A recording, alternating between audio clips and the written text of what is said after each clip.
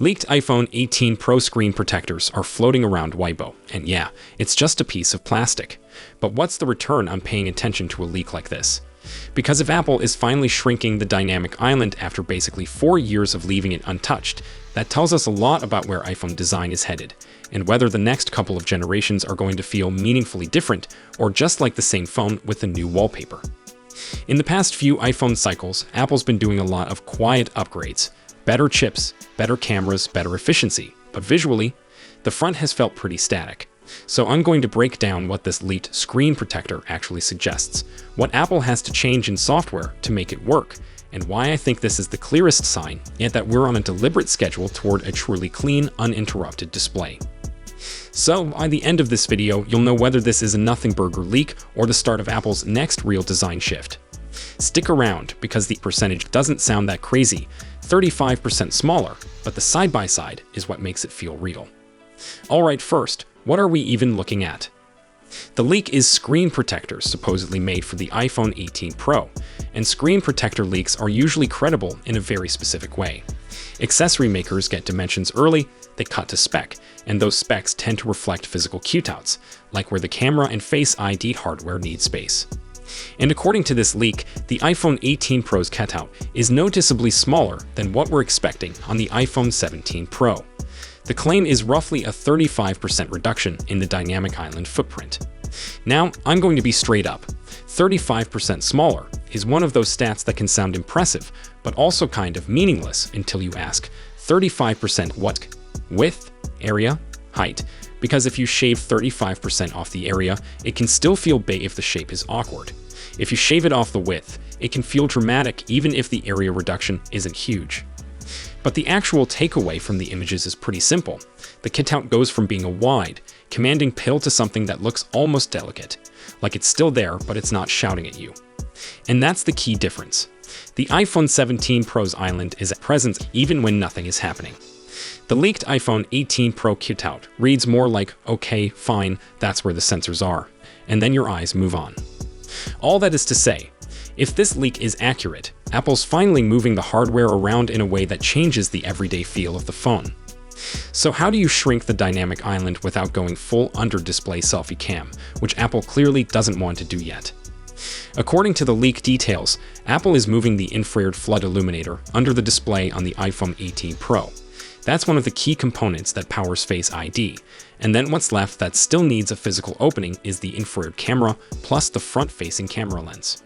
So instead of having this larger cutout that houses a bunch of Face ID stuff, you reduce what physically needs to be open air, and the island gets smaller. Now, the obvious question is, why didn't Apple do this sooner? Because Android phones have been shipping under-display camera tech for years, right?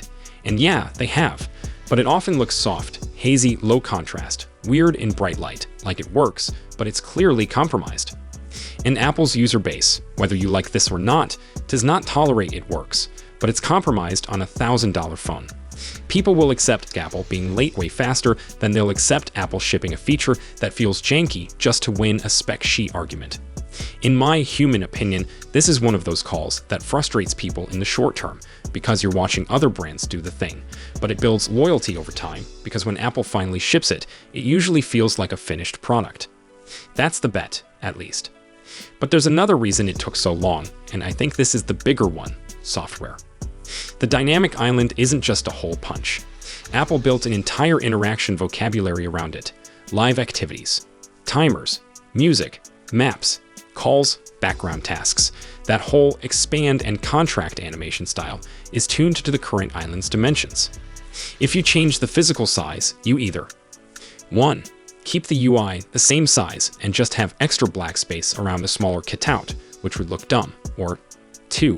You actually redesign how the island behaves. And redesigning system UI is slow, because Apple has to support it across apps, ensure readability, ensure tap targets still work, and make sure it doesn't break the Apple-ness of the experience. So, the fact that they might finally be shrinking it tells me they're ready to do the work on the software side too. Now let's talk about the 35% smaller thing again, because this is where a lot of people shrug. They hear 35% and they think, cool, slightly smaller notch, whatever. But the reason it matters is how your eyes perceive it. The dynamic island sits at the very top of the screen, centered, and it interrupts the clean edge of the display.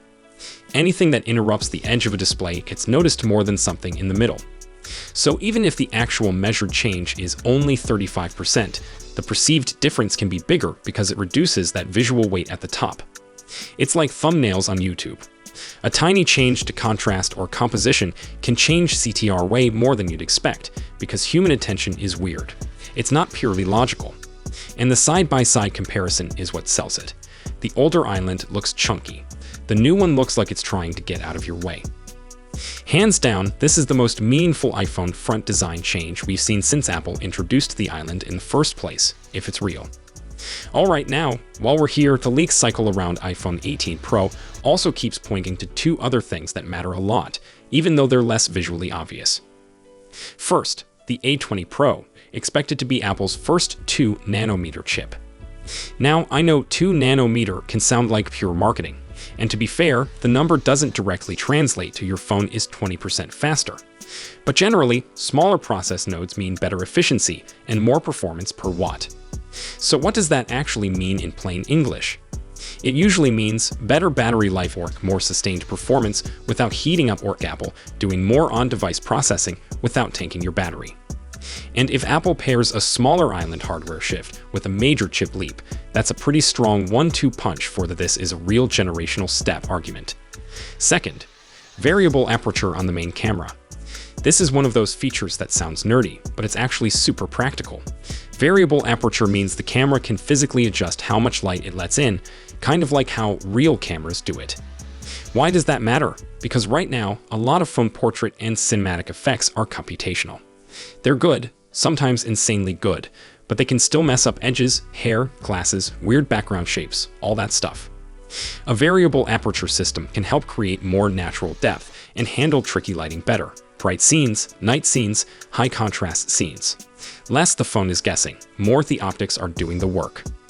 Now, I'm skeptical until we see implementation, because manufacturers have tried this before, and sometimes it's more gimmick than game changer. But if Apple does it, it'll probably be subtle and aimed at consistency, not flashy demos. All that is to say, the iPhone 18 Pro rumors are starting to line up around a theme: Apple tightening up the physical design while pushing the underlying tech forward. Here's the part I think is most interesting. The 20th anniversary iPhone in 2027 is widely expected to push harder toward a fully clean display.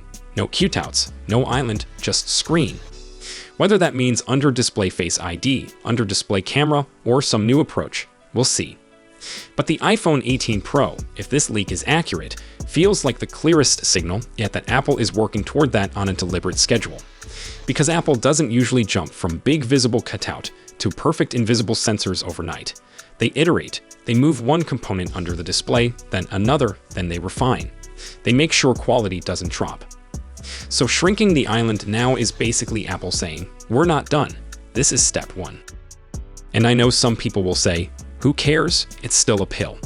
But I think that's missing the point. This is less about the pill itself and more about Apple finally changing the thing they've been leaving untouched, while the rest of the industry has been throwing spaghetti at the wall. Now, super quick tangent, because it actually connects to this whole Apple moves slowly on purpose thing. There's also news that Apple is pushing an unusual iOS 18 update for devices that can run iOS 26, specifically because of a security issue, this dark sword exploit situation. And it's rare for Apple to announce an update in advance. That's not how they normally operate. The fact they did is basically them saying, this threat is serious enough that even if you're refusing iOS 26 because you don't like the liquid glass design, we still want you patched. And that's classic Apple. Conservative, controlled, sometimes annoying, but when they move, it's usually because they believe it matters. Same vibe with under-display tech. Apple could have rushed it. They didn't, and if they're doing it now, it's probably because it finally meets their standard. So is the iPhone 18 Pro a big upgrade? So where do I land on this? On paper, the iPhone 18 Pro might read as a modest update. Smaller dynamic island, better chip, some camera improvements. But that smaller pill tells a different story. It tells you Apple is actually changing the front design again. And once Apple starts changing the front design, that tends to snowball over a few generations. Do I think this means you should skip the iPhone 17 Pro and wait? It depends. If you upgrade yearly, it doesn't matter. If you're on like a 12 Pro or 13 Pro and you're itching for a real new phone feel, I'd at least keep an eye on this because the visual experience of using your phone every day is not just performance, it's what you see every time you unlock it. And if the iPhone 18 Pro ends up being the first iPhone in years that looks meaningfully cleaner from the front, that's a bigger upgrade than a lot of spec bumps. So yeah, leaked screen protectors are not the same thing as an Apple press release. But in my opinion, this is one of the more believable leaks because it reflects a physical manufacturing change, and it lines up with Apple's long-term direction toward a clean display. If you want, I can do a deeper dive on what Apple would need to change in iOS for a smaller dynamic island, like live activities layouts, interaction zones, and whether Apple keeps the same animations or redesigns them. Let me know down in the comments if you'd watch that. And if you're still on iOS 18 and you've been avoiding iOS 26 because of the liquid glass design, at a minimum, watch for that security update. Straight up, don't mess around with exploits that are actively spreading. If you enjoyed this video, hit like, subscribe, and I'll see you in the next one. Peace out.